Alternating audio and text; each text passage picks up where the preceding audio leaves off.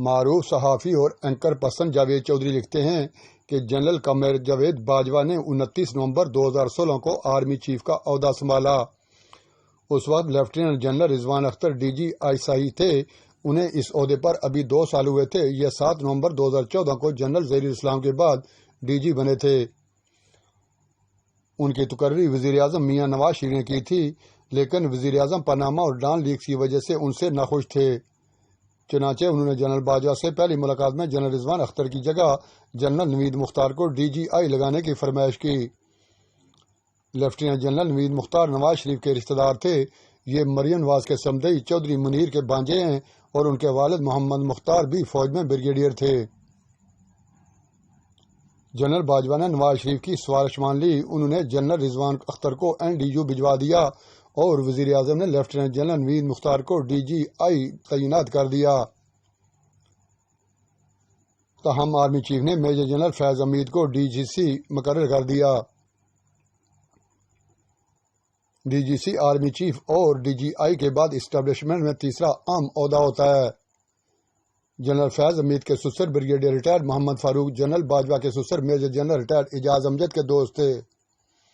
لہذا جنرل باجوہ اور جنرل فیض حمید دونوں ایک دوسرے کے فیملی فرینڈ ہیں۔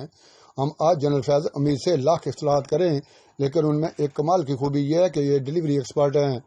انہیں جو کام سونپ دیا جائے یہ وہ کام ریکارڈ مدت میں کرتے ہیں اور اس کا ملبہ بھی صاف کر دیتے ہیں۔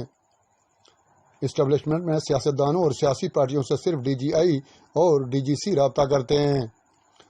جنرل رضوان اختر نے اپنے دور میں MQM کو فارغ کر کے اس کی وطن سے 3 پارٹیاں پیدا کر دی تھیں، لہذا یہ زمانے میں MQM کے ایکسپرٹ سمجھے جاتے تھے۔ یہ NDU چلے گئے لیکن MQM سے ان کا رابطہ برقرار رہا۔ یہ رابطہ آرمی قیادت کے نوٹس میں آ گیا۔ جنرل رضوان کو بلا کر سمجھایا گیا۔ انہوں نے وعدہ کر لیا کہ آئندہ ایسا نہیں ہوگا، لیکن وہ باز نہ آئے اور MQM سے مسلسل رابطے میں رہے۔ چنانچہ انہیں GHQ بلا کر ثبوت ان کے سامنے رکھ دیے۔ اب ان کے پاس 2 آپشن تھے، یہ اپنی غلطی تسلیم کریں، معذرت کریں، یا پری میچور ریٹائرمنٹ لے لیں، یا پھر کورٹ مارشل کے لیے تیار ہو جائیں۔ جنرل رضوان نے معذرت کی اور 8 اکتوبر 2017 کو پری میچور ریٹائرمنٹ لے لی۔ میجر جنرل فیض حمید نے DGC کی حیثیت سے کام شروع کر دیا۔ مئی 2017 میں سوشل میڈیا اور چند ٹیلی ویژن چینلز پر خبر نشر ہوئی۔ رینجرز اور ISI نے F11 کے گھر پر آپریشن کیا اور اس آپریشن میں اسلحہ اور رقم برآمد ہوئی۔ یہ آپریشن 2 حصوں میں ہوا تھا۔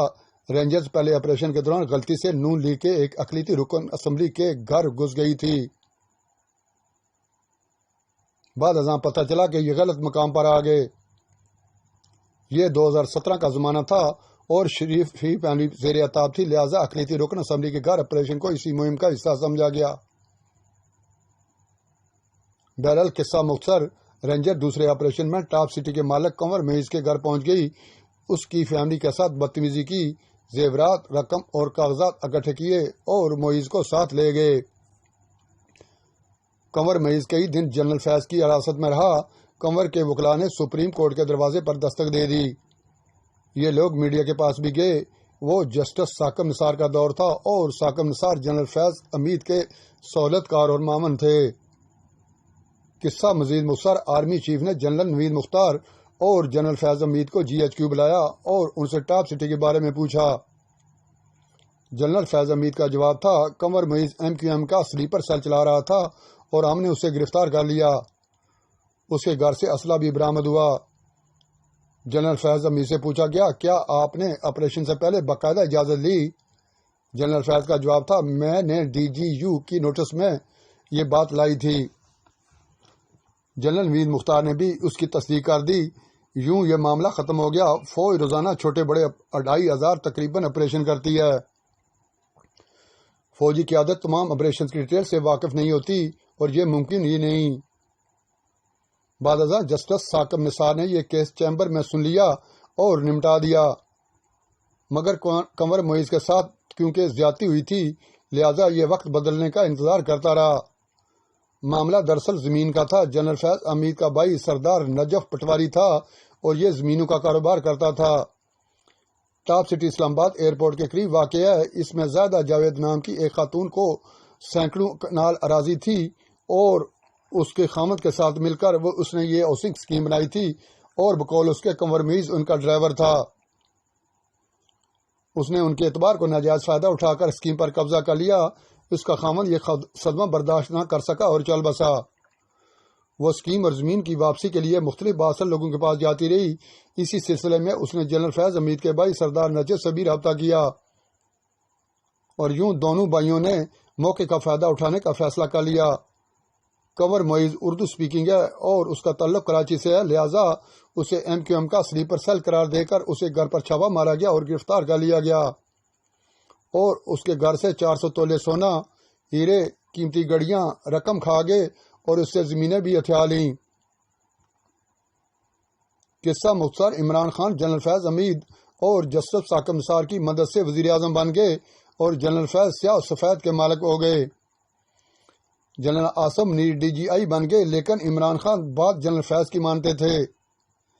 جنرل فیض نے سازش کر کے جنرل عاصم منیر کو ہٹوا دیا اور ان کے بعد عمران خان انہیں DGI SI بنا دیا، جس کے بعد جنرل فیض حمید حکومت کے ماتحت نہ رہے بلکہ یہ خود حکومت بن گئے اور وزیر اعظم، کابینہ، عدلیہ اور پارلیمنٹ کو چلانے لگے۔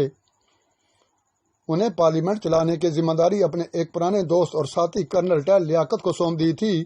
کرنل لیاقت نے پارلیمنٹ ہاؤس میں دفتر بنایا اور یہ حکومت اور اپوزیشن دونوں کو چلانے اور دوڑانے لگے۔ اس پر ایک بار شاہد خاقان عباسی نے اعتراض کرتے ہوئے کہا تھا کہ حکومت اپنے اور ہمارے ارکان کو ایک ہی کرنل کے ذریعے مینج کر رہی ہے، یہ ہمارے ساتھ زیادتی ہے، لہذا ہمارا کرنل الگ ہونا چاہیے۔ قصہ مزید مختصر، جنرل فیض نے first lady Bushra be be کو بھی شیشے میں اتار لیا اور یہ بھی ان پر اندھا دھند اعتماد کرنے لگیں۔